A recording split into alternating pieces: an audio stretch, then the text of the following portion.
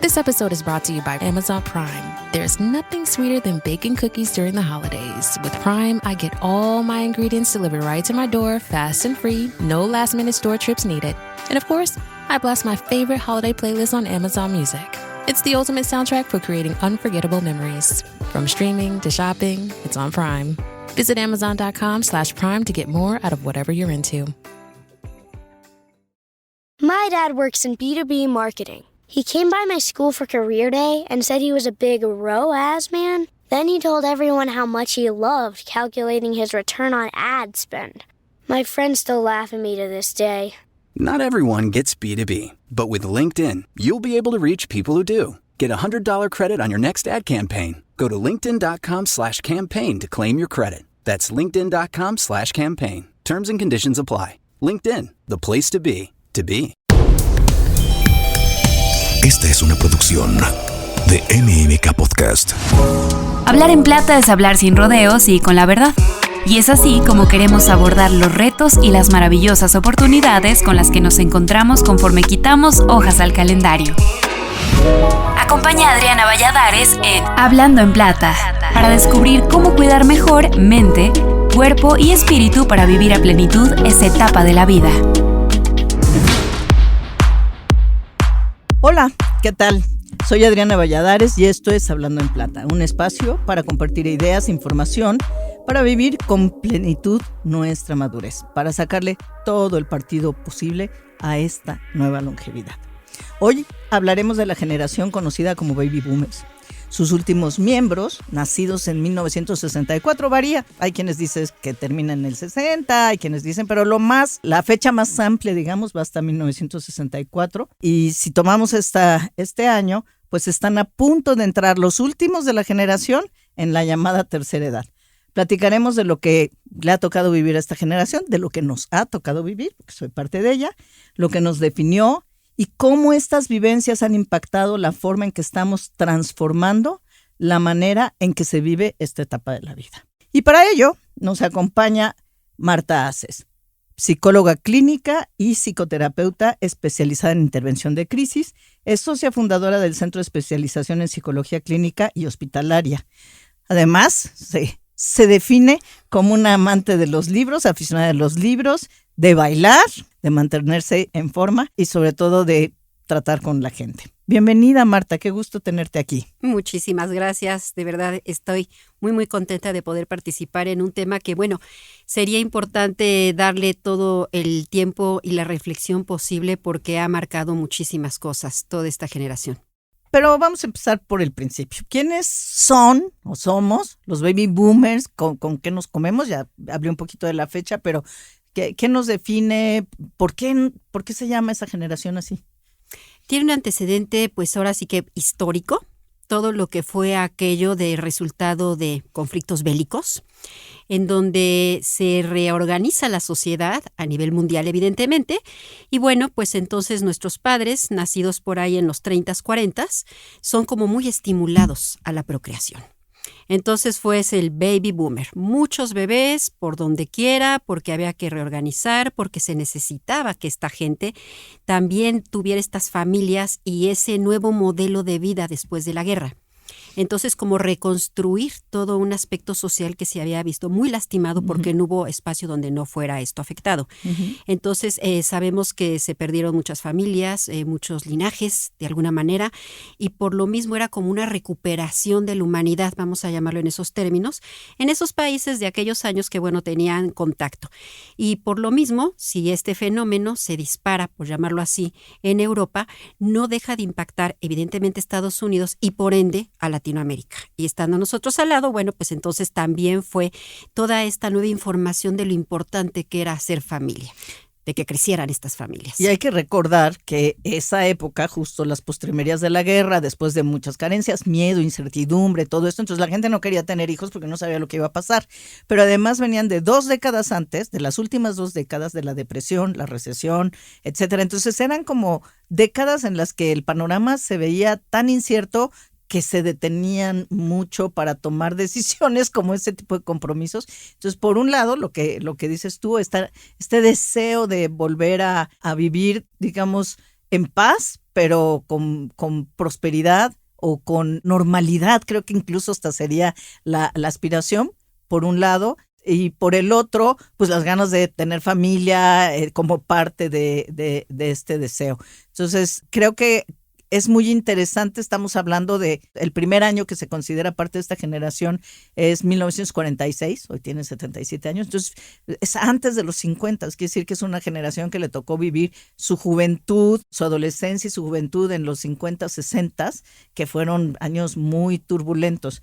Entonces, ¿qué fueron esa dureza de la guerra, esa dureza de pues, soldados yéndose, en el caso de Estados Unidos, como tú bien dices, Europa, regresan a casa y hay esta necesidad que tú mencionas? ¿Cómo los impacta? ¿Cómo se refleja? Definitivamente fue un manejo de las emociones y de los sentimientos totalmente diferente. Entonces, por lo mismo se valora lo que fue aquella carencia contra lo que ahora se tiene tanta esperanza, tanta expectativa. Y por lo mismo es como ser más en el deleite de la vida, en el vamos a gozar, en el de vamos a abrirnos. Y por lo mismo que manejas de estas décadas, ¿no? De los 50, vamos a pensar que empiezan estos movimientos juveniles, como que a los chicos se les dice, se abre la puerta, pueden hacer cosas, entonces se pueden vestir muy diferente, hay vida, hay alegría, hay movilidad. Y bueno, con toda la tecnología que se da y todo ese boom económico también que se tiene, sobre todo en la parte de Estados Unidos, pues impacta en todo lo que eran en su momento los medios de comunicación.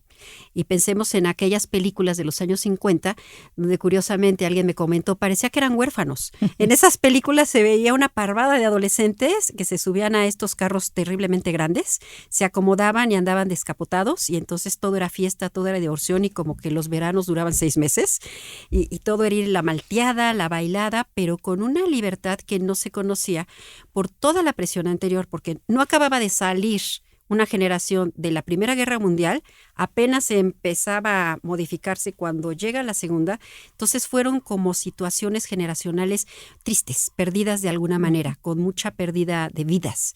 Y aquí, cuando se busca reorganizar y vienen todos estos fenómenos sociales internacionales para normatizar la situación, bueno, pues entonces vamos a abrir la puerta para que estos jóvenes vivan, crezcan. Y yo veo otro punto muy interesante. ¿Hasta dónde será que nació una verdadera mercadotecnia? Con toda esta venta de lo que sería una malteada, una Coca-Cola, un refresco, o todo lo que sería ropa, en donde antes no se tenía esa libertad de poder tener varios zapatos, varias faldas, varias chaparras. Tocas un punto muy interesante porque sobre todo no se le vendía a los jóvenes, ¿no? O sea, no era, antes de eso lo que importa, tú crecías y era para ser adulto, y el adulto era el que tenía muchas cosas. Y una que justo estaba escuchando a un pensador, un filósofo, que narraba, porque además le tocó vivir parte de eso y lo describía y lo analizaba, y decía algo bien interesante en lo que no había reparado. Dice, fue muy curioso porque la mirada antes de esta generación era sobre los adultos, y en esta generación todos los ojos se miraban hacia los niños y los jóvenes. Dice, yo me acuerdo que de repente decía, pues es que el mundo es mío, porque la portada de la revista Time tocaba temas que les interesaban a ellos. Y eso que tú dices complementa muy bien esta idea. Se vuelve importante, se vuelve interesante, se vuelve en el centro de atención. Entonces, es una generación que crece con esta sensación de yo puedo, aquí es, que es curioso porque, y háblame de esto, por un lado es esta parte de yo puedo, yo creo que empieza a aparecer de tú puedes ser lo que tú quieras, no hay límites, a ti te ven, tú eres es el centro de atención en muchos sentidos, esta generación para sus padres y para el mundo. Del otro lado siguen habiendo los valores, sigue siendo privilegiada la familia, un punto de vista hasta cierto punto conservador, y tenían que convivir estas dos partes. Sí, ¿y cómo lo hacían? Era complejo. Definitivamente lo que se encuentra ya en periódicos, en revistas de la época, se veía que por un lado le vendo al chico, le voy a fomentar el que busque consumir, y por el otro lado estarás en tu casa, deberás también obedecer a tus padres, y todas las situaciones religiosas, ¿no?, que también estaban ahí inmersas. Entonces tal vez ahí fue una contradicción que generó una rebelión porque había lo que llamamos un contrasentido del discurso. Esto que polariza y que si lo vemos así en el típico te doy, disfrútalo, pero espérate a dónde vas y te cierro la puerta, pero entonces estos chicos lo veíamos en esas películas no muy, muy significativas de estas partes de los suburbios norteamericanos que también tuvieron ese gran boom. Era salirse por la ventana, ¿no? Y se aventaban al árbol y se escapaban a tener la aventura. Y entonces, por un lado, quiero ser bueno, no soy malo, pero déjame disfrutar lo que por un lado me estás proporcionando. Claro. Sino como para qué me lo das si no lo voy a vivir y con mis pares. Y es como la primera vez que aparece, que hay una ruptura. Hasta entonces la aspiración era ser adulto. Y tú querías ser adulto para poder hacer cosas. Y aquí hay una ruptura donde dices, yo no, sí, no es que no quiera ser adulto, pero yo no quiero ser como ese adulto. Yo quiero ser diferente y quiero un mundo diferente y se ve en la cantidad de movimientos sociales, la fuerza que tienen, etcétera, etcétera. Exactamente, porque además se regresa a los espacios universitarios. Claro. Ya no se va tanto a los ejércitos o a una actividad, vamos a llamarla así, de oficios, sino que se abre. ¿Por qué? Porque ya me enteré de todo lo que puedo aprender con esta comunicación que hubo de Europa a América. Entonces, como que la universidad sí es importante y empiezan también a florecer centros universitarios académicos. Entonces, estos chicos se quieren trasladar a esos espacios y hacen estos grupos. Y de ahí que también se da esta primera apertura muy evidente de salir del hogar para vivir en espacios como son los mentados college o ya seguir otro tipo de estudio y entonces acercarme a la ciudad. Empiezan a tener otra importancia las ciudades y ahí convergen muchas ideas, más todavía estos movimientos ya reflexivos donde toman filosofías sí muy europeas, pero que no por eso dejan de tener su toque ya también, vamos a llamarlo en esta primera etapa tal vez, americano, y que hace que se convenzan de que tienen el derecho. Uh-huh. Pero no el derecho porque me lo dan mis padres y me lo autorizan, sino porque me pertenece esa libertad, nací con esa libertad. Porque todos estos autores y filósofos les hacen ver de que, bueno, te vas a responsabilizar de tu vida. Y de ahí que son pensamientos como ya más contestatarios, que son más confrontativos, de si eres mi padre, pero a ver, espérate, tu tristeza, todo lo que has escuchado en aquella infancia, juventud, ya no me pertenece. Y la escasez en la que vivieron. Exacto, no. Entonces no me limites porque ya lo tenemos, ya hay todos estos alimentos, hay todo este, no sé, lujo. Tengo acceso a muchas cosas. A muchas cosas y sé que hay un mundo diferente fuera de esta frontera de mi comunidad.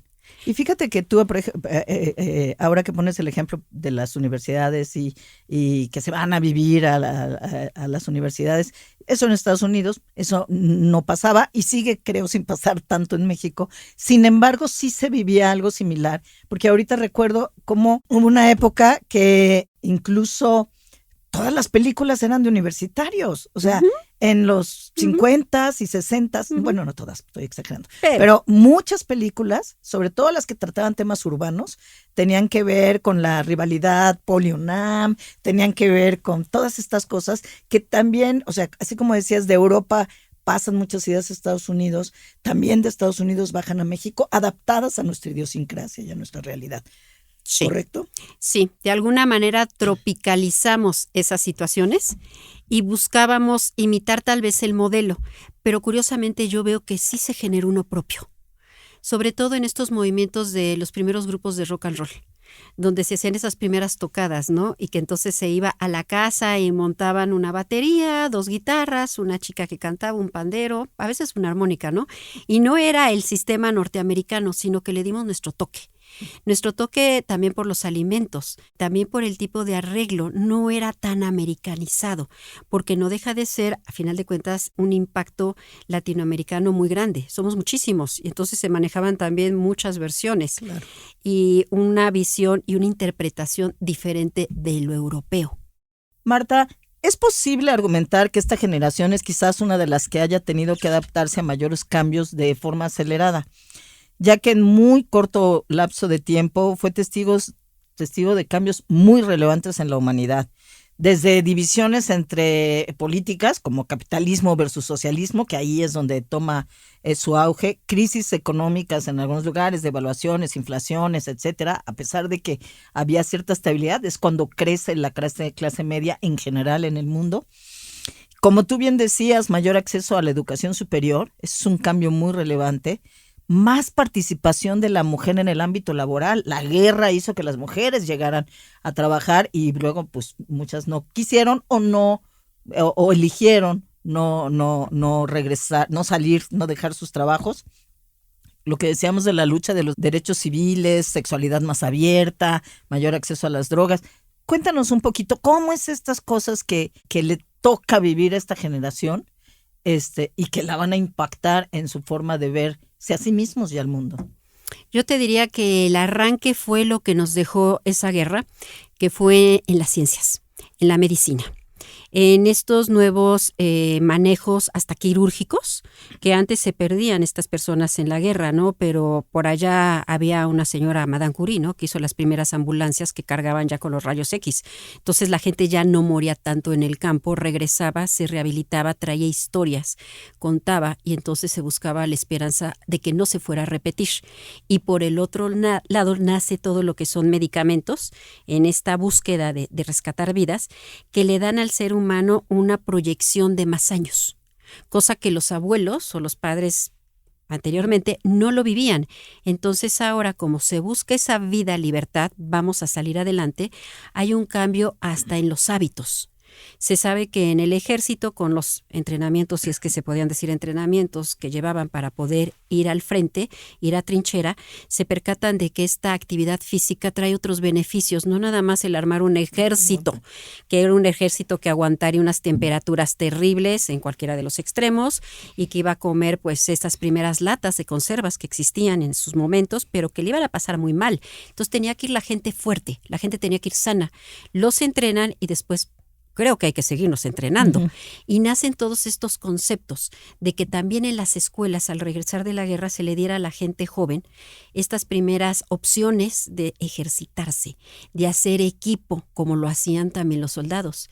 Y ese consenso, la alimentación, la hace que también se modifique. Como decía, otro de los cambios muy importantes tuvo que ver en esta rebelión, por llamarle así, que además era sintomático. Estaba el rebelde sin causa, había hasta casi mitologías o leyendas se construyeron alrededor de eso. Fue una generación que ya comentábamos, no quería ser como sus padres, y fue una ruptura muy abrupta, porque yo no quiero ser como tú.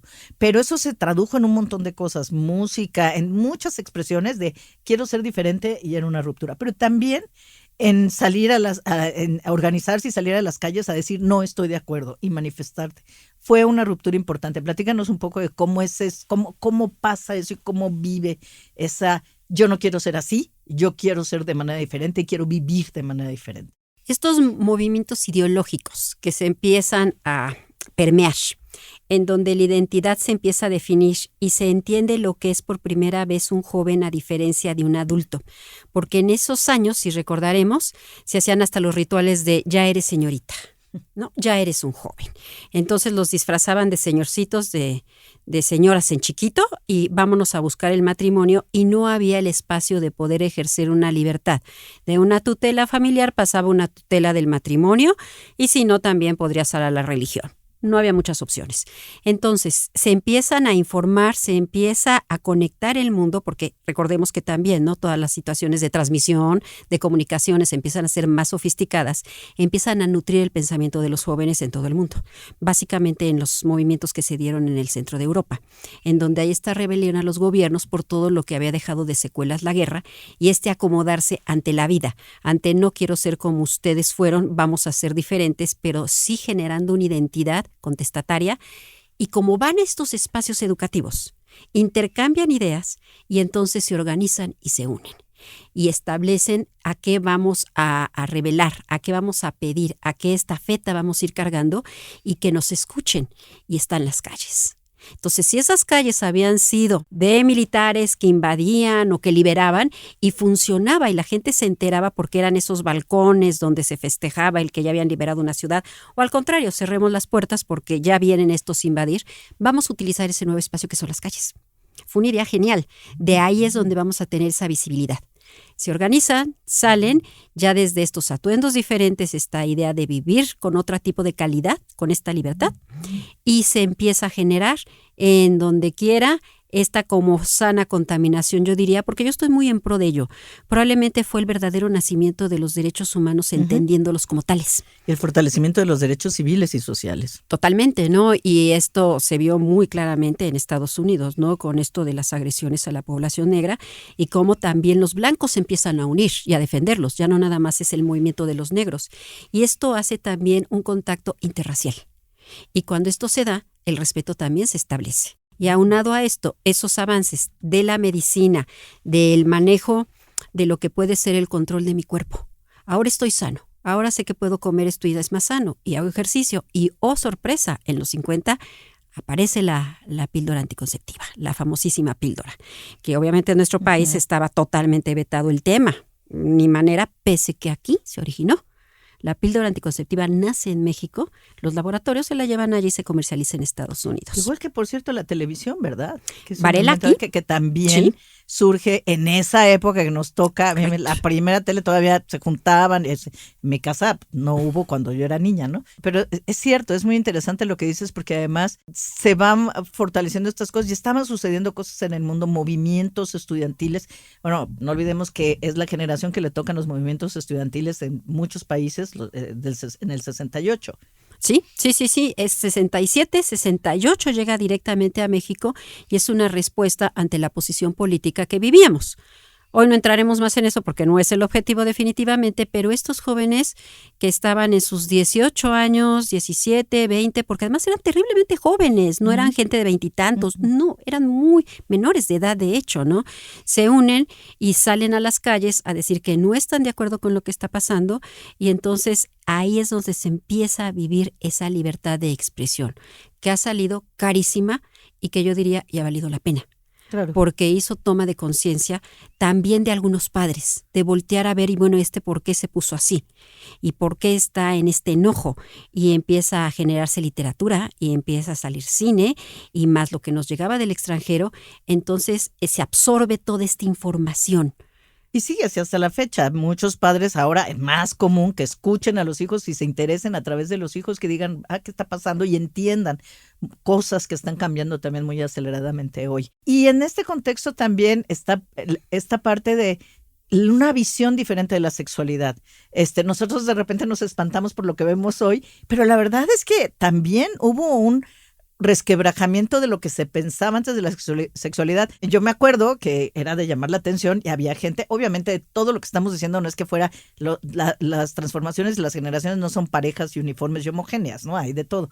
Pero yo me acuerdo que cuando yo estudiaba en la prepa, en la clase de ética, leíamos Un mundo sexualmente libre, La libertad sexual de los jóvenes, y eran nuestras lecturas de formación, porque justamente había un movimiento de además tú tienes derechos como mujer y tú también puedes vivir de otra manera y como hombre tú tienes que entender y respetar a otra mujer. O sea, empezó que yo creo que sigue hasta la fecha, este desacomodo, por llamarle de alguna forma, o por lo menos esta tensión de las mujeres empiezan a cambiar y los hombres tienen que empezar a entender estos cambios que van lentamente y continúan. Ha sido un proceso súper largo. Por supuesto, también el tema de las drogas, que se vuelve algo muy popular en esa época. Desde tu perspectiva, todos estos cambios históricos, algunos que estamos tocando porque son muchísimos, la llegada del hombre a la luna, el desarrollo de la computación en sus inicios, todavía no casera si quieres, pero ahí estaba, cómo todos estos cambios históricos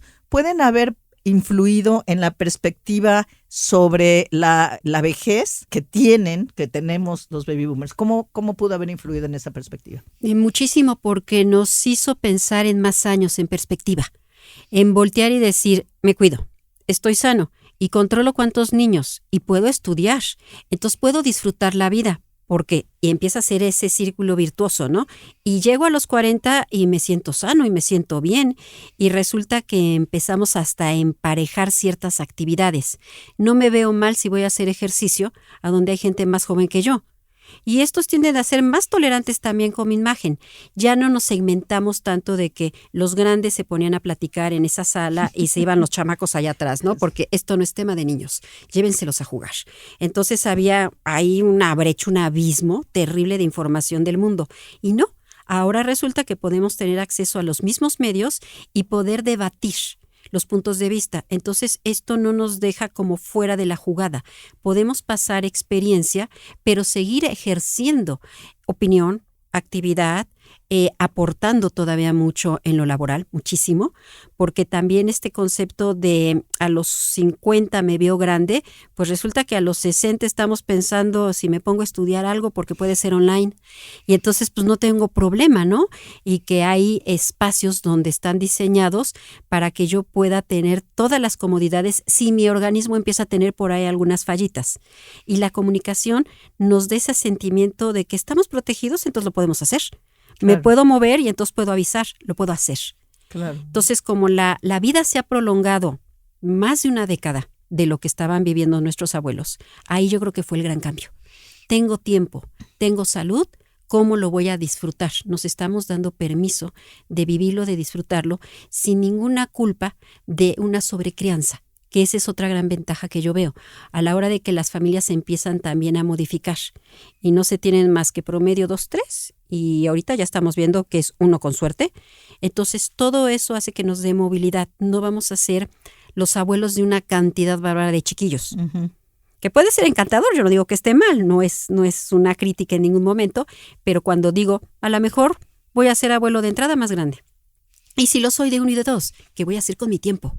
Lo voy a disfrutar. Y estás viendo fenómenos muy interesantes como esta decisión de mantener una participación activa en la vida en general.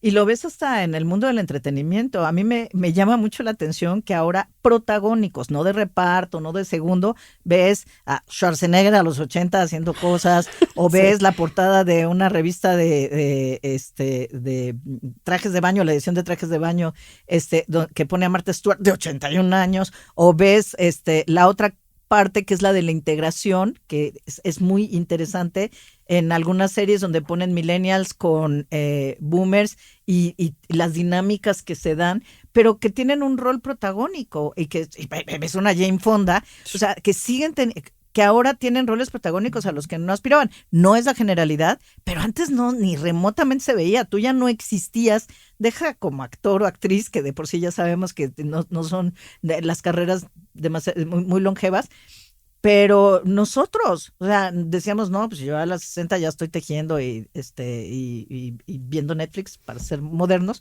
pero no, seguimos trabajando, seguimos activos, etcétera, etcétera. Entonces creo que todo eso, y no sé si tú coincides, pero es como otra forma de rebelión.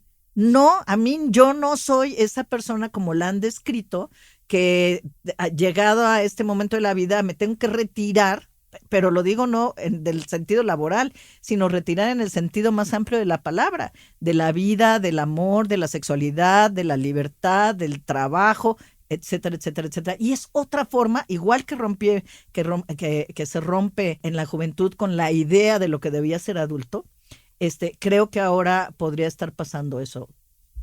Definitivamente, es como estoy vivo, me voy a disfrutar, me voy a dar permiso de sentirme vivo, no de irme a guardar, como bien dices, ¿no? Y voy a empezar a tejer y si no, pues retomo aquel tejido de la juventud, porque eran esas ideas, ¿no? De que esto que te enseño de joven lo vas a hacer otra vez de viejo, como en un cierre muy curioso. No, aquí no consideramos que eso sea ni siquiera la opción, sino es que sigue. ¿Qué sigue? ¿A dónde voy? ¿Qué más me doy? Porque además están haciendo, creo yo, un sano egoísmo, que es una concepción muy diferente, ¿no? De, a ver, si yo tengo esta posibilidad de vida, de salud y de espacio, ¿cómo me la voy a brindar? Y voltear a ver estas nuevas redes que ya no son básicamente familiares. Las nuevas redes sociales que estamos armando son de amistades. Entonces, ¿qué es lo que hace? Que nos estamos organizando para ¿a dónde vamos a cenar? Cuando antes no se concebía que yo me fuera a ir a cenar el jueves, por Dios. Yo estaría en mi casa, ¿no? Y a lo mejor cuidando 1 o 2 chiquitos de mis hijos, o 3 o más.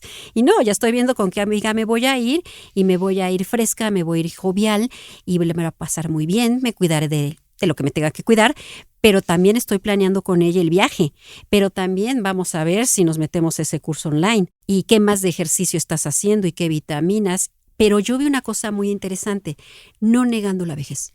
Sí, no la estamos negando. Qué bueno que lo dices. No porque, la negamos.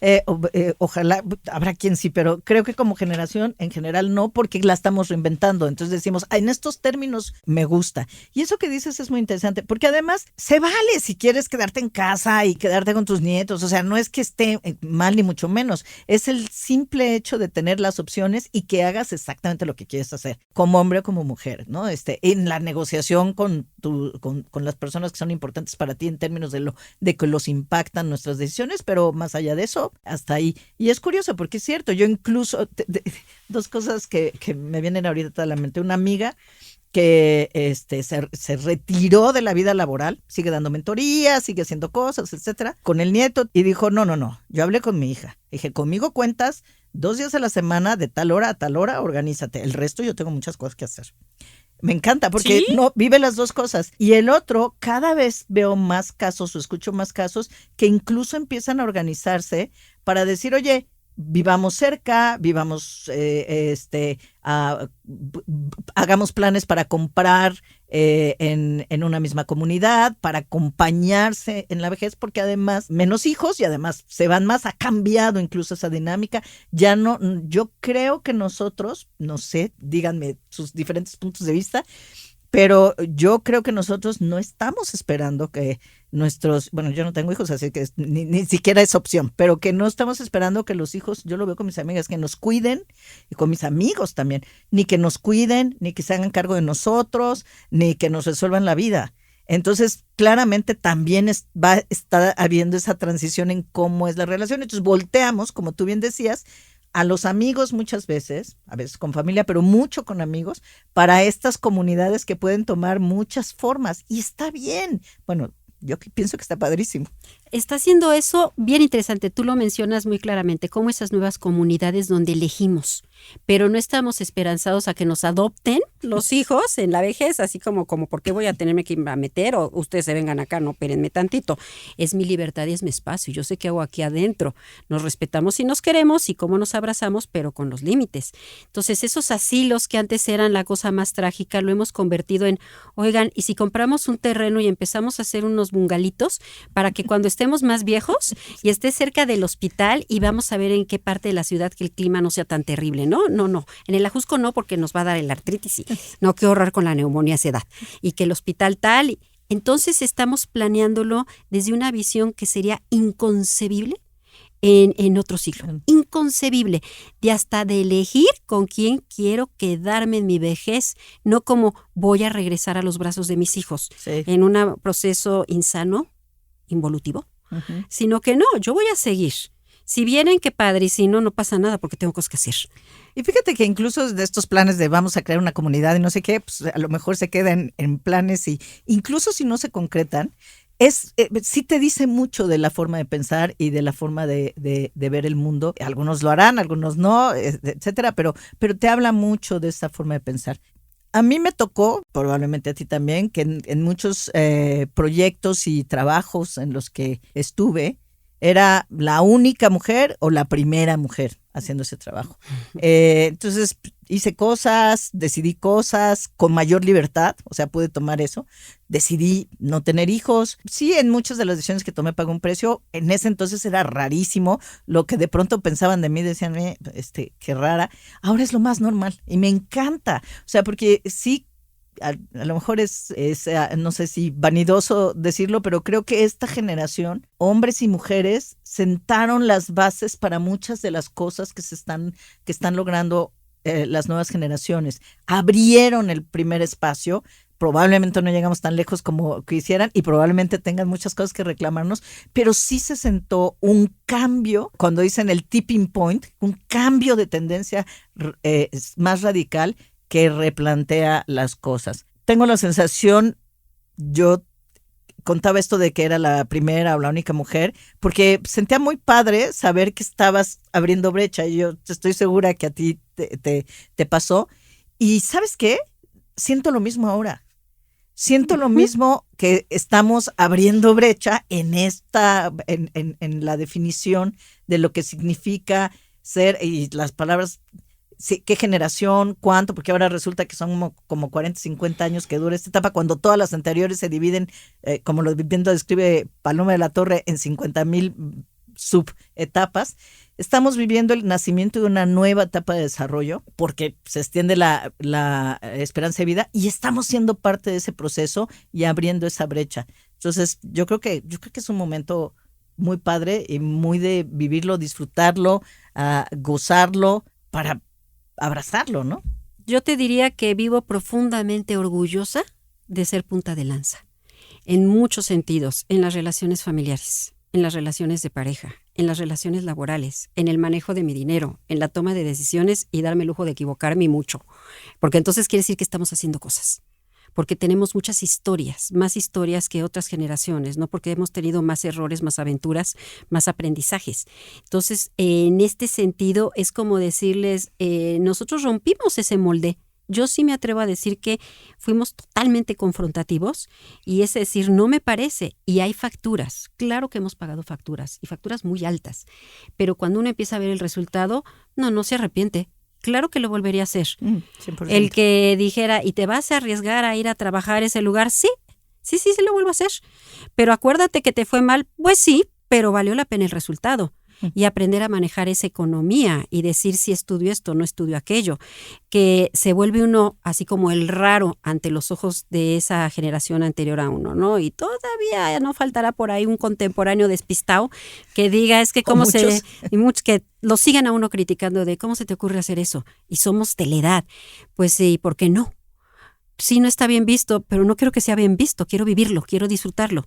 Y si algo me pasa, estoy consciente de mi decisión. No voy a señalar a nadie como responsable de lo que estoy haciendo. Que eso es lo bonito. Que no voy a voltear a decir, es que no me avisaron. Es que no me podían avisar porque no existía la opción. Claro. Entonces decir, sí, salgo con la suerte, porque quienes tenemos los privilegios de haber podido estudiar, decir, voy, toco la puerta y pido el trabajo. Y a ver cómo me va.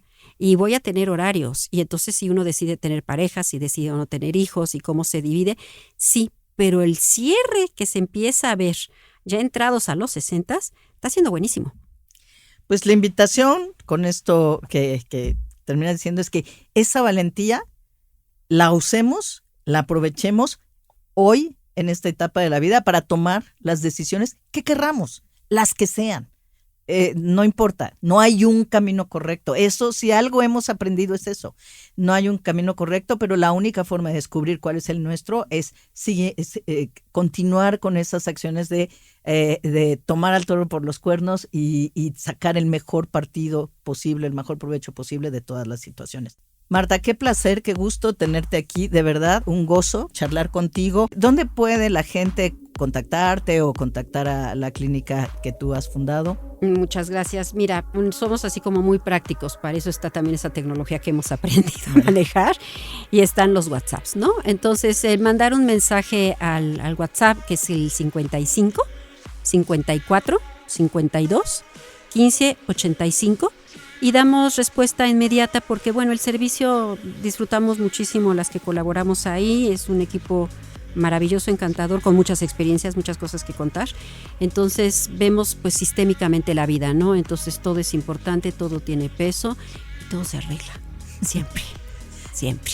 Sí, eso nunca hay que olvidarlo. Pues de verdad, gracias por acompañarnos. Y con esto, pues llegamos al final de este episodio de Hablando en Plata. Esperamos sinceramente que hayan disfrutado, que lo hayan disfrutado tanto como nosotros. Gracias y hasta la próxima. Hasta luego, gracias. Hablando en Plata, con Adriana Valladares. Esta es una producción de NMK Podcast.